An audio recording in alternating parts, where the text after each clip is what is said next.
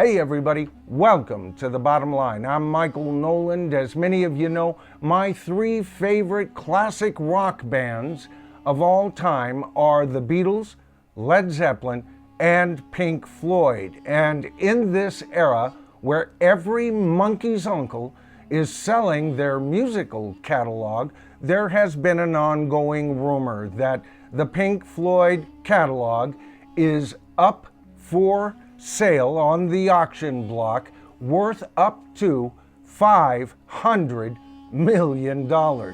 That's $500 million, folks.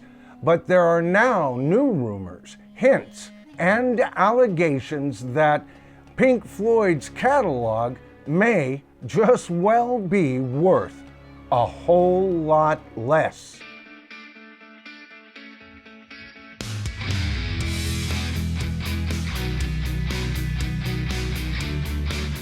All right, so it's been a while since I've done a video on Pink Floyd, although I've done plenty of videos on them in the past. Some of those videos even covering a bit of what we're going to be talking about tonight. I'll be sure to pin one of those in the corner, and I'll leave a couple at the end of this video for you to choose from. Having said that, I am a major Pink Floyd fan.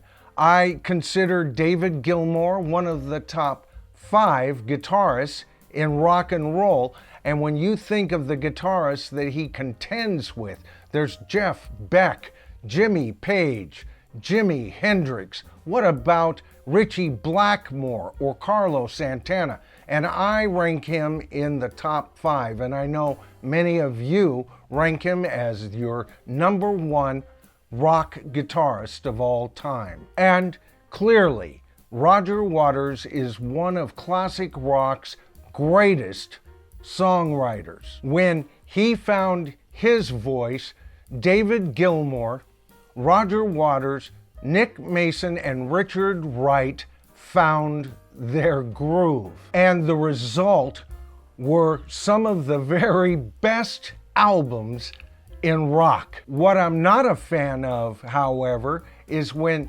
any rock band or rock artist use their live events to preach their politics. And I have been critical of Roger Waters doing exactly that, practically turning his rock concerts into induction centers. And when fans have cried out from the audience for him to just get on with the music, he just tells them to leave. Having said that, I'm not really a big fan of the David Gilmour camp. I say the David Gilmour camp because really the real nastiest stuff from that end of this whole argument comes from his wife. Now, with all of that in mind, in the background, evidently, there has been this offer to buy Pink Floyd's musical catalog. Last year, the sale almost went through, but there's been some hesitation, and that's what we're going to be talking about in tonight's video. Since we've seen Bruce Springsteen get over $500 million for his catalog, same with Bob Dylan, and Queen got $1.27 billion for their catalog. So this is an offer that you would think in 2024 would have risen past the $500 million mark. But you know what, folks? That's not what we're hearing. You know, I must have read at least 10 articles on this phantom offer, and the very best one that I could find, the one that covered pretty much everything involved around this possible sale and what could go wrong with this sale, was in an article I found from the publication Variety. Now, the article gets right to the point. It starts off by saying Pink Floyd's proposed $500 million sale of the rights to their iconic 5-decade multi-platinum recorded music catalog is basically dead because the surviving band members just can't get along. 4 sources close to the situation tell Variety. However, sources closest to the band insist that it's not. Now, one of those 4 sources was quoted as saying, "You can say the deal is no longer active, but at the same time, it's still on the table. It's a strange situation." Now, the article goes on to say it's par for the course with this long-running and contentious proposed deal, which sees Roger Waters and David Gilmour, the 2 long feuding principals of one of the most critically and financially successful acts of the rock era. Doing what? Well, taking public potshots at each other while simultaneously trying to find enough common ground to close a deal sources say could reach $500 million.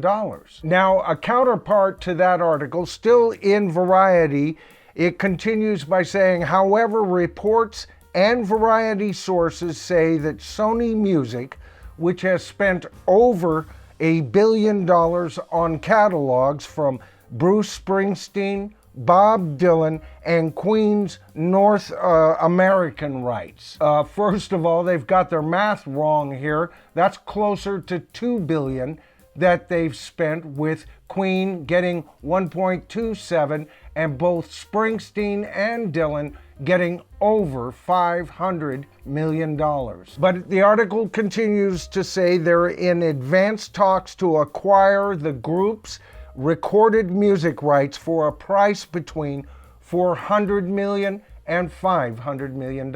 Now, that's interesting because this is the first time we've heard a figure as low as $400 million. And the article goes on to address that, saying while the specifics on the deal are unclear and reps for the group and Sony declined or did not respond to Variety's request for comment, if the price is on the high end, as reported by Financial Times, that means Waters' comments had very little impact on the price. And of course, they're talking about all the controversial comments that Roger Waters has made, and the full article goes into that. I've already addressed that. I'm not going to get into it further in tonight's video. Now, the article goes on to surmise that if the band is forced to sell it for as low as $400 million, that everything that Roger Waters has said, and perhaps even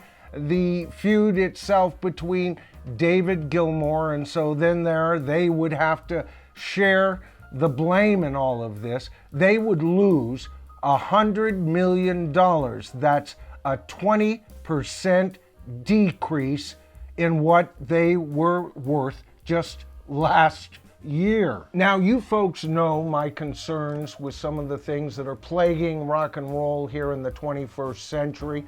You know, ticket prices, the Rock and Roll Hall of Shame, bands using backing tracks, lip syncing, you know, just the decorum of what happens at rock shows. They're no longer shows.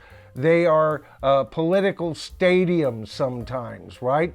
And I am not a fan of all of that. Maybe, just maybe, it's time that there is an actual money price to pay for rock icons who misuse the power they think they have. Maybe this bespeaks of the audience in general. These companies wouldn't bid as high as they do unless they think there's an audience that will continue to be interested in that catalog. Are they surmising there's a change of attitude among rock fans? I know there has been for me for a long time. All right, folks, that's my video for tonight. I hope you enjoyed it. If you did, please give me a thumbs up. That always helps with channel growth.